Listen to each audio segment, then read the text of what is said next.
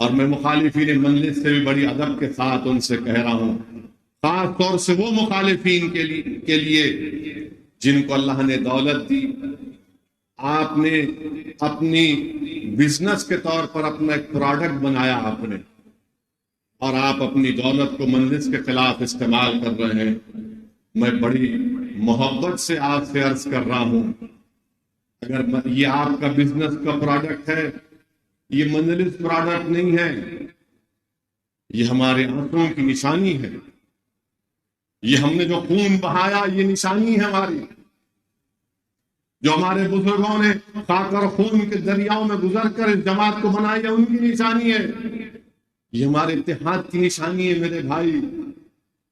یہ بھارت میں ایک انمول چیز ہے، یہ ہماری نشانی ہے، ہماری پہچان ہے، ہماری شناخت ہے۔ یاد رکھو، اگر ہم تمہارے پروڈکٹ کے پیچھے پڑ گئے تو تمہارا کیا ہوگا؟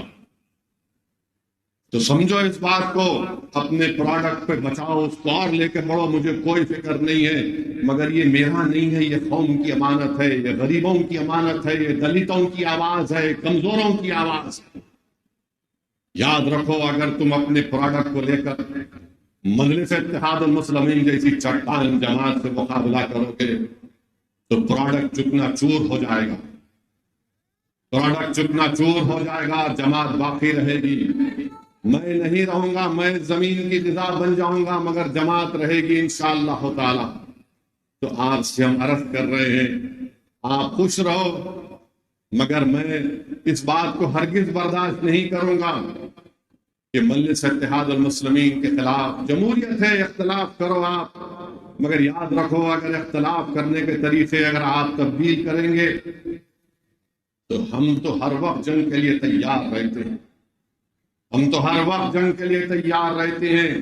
مجھے کھل کر بولنا پڑے گا کہ تم کس کے اشاروں پر کام کر رہے ہو، اور میں ان سے بھی کہنا چاہ رہا ہوں جو بہت سینہ تان کر بغل میں ہاتھ ڈال کر بول رہے ہیں، پیارے مجلس اتحاد المسلمین نے ان کی سیٹ کو 84 میں اللہ نے مجلس کو کامیاب کیا، مخالفین مجلس اتحاد المسلمین نے 96 میں کوشش کی تھی، 2009 میں بھی کوشش کی تھی، مجلس میدان میں تھی، ہے اور رہے گی انشاءاللہ تعالی۔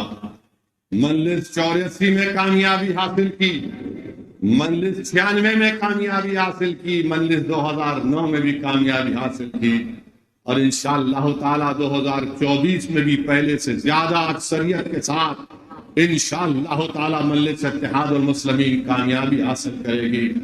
تم میدان چھوڑ کر نہیں بھاگنا، تم میدان چھوڑ کر نہیں بھاگنا، میں سب سے مقابلہ کرنے کے لیے تیار ہوں، تم بھاگنا نہیں۔ تم بہت باتیں کرتے ہو نا، آؤ اب دکھائیں گے تم کو حیدرآباد کیا ہوتا ہے، تم کو بتائیں گے الیکشن کیسا لڑا جاتا ہے، تمہارے گھر میں گھس کے مقابلہ کریں گے انشاءاللہ تعالی۔ تم اگر یہ سمجھتے ہو کہ ایک بار ہماری کمزوری کا تم نے فائدہ اٹھا لیا، ٹھیک ہے، اب ہم تمہاری کمزوریوں کو دیکھ کر اس کو نکالیں گے، مگر بھاگنا نہیں پیارے، آنا ٹھہرنا، کدھر بھی نہیں جانا، تم کو ایسا گھیرے میں لے کر آئیں گے کہ تم کو مقابلہ ہی کرنا پڑے گا انشاءاللہ تعالی۔ اور تم یہ نہیں بولنا ہم انا کے پیچھے کھڑے ہوئے ہیں، ارے تم انا کو لے کے آؤ، کس کو لے کے آتے، مگر تم چھوڑنا نہیں۔ میرے بھائی، مجلس کی مخالفین، ہم مخالف ہمیشہ سے، آج اس دنیا میں بات نہیں ہے، چلے گئے اپنے ارمانوں کو لے کر، مجلس کی مخالفت میں اپنے بستر مرگ تک پہنچ گئے، مگر اللہ نے جماعت کو آباد اور شاداب رکھا۔ یہ وہی لوگ ہیں جو مجلس کو کمزور دیکھنا چاہتے ہیں۔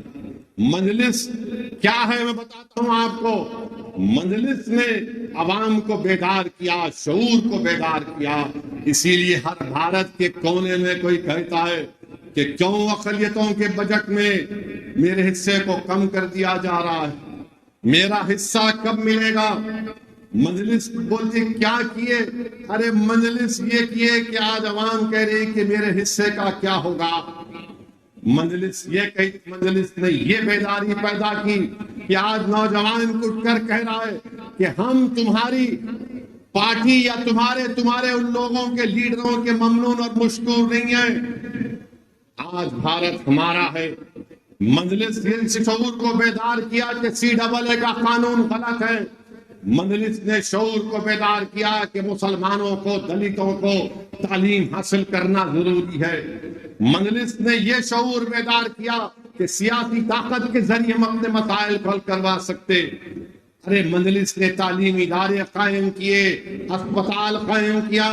یہ لوگ اسپتال تو چھوڑو، ایک فارمیسی کی دکان نہیں بنا سکتے.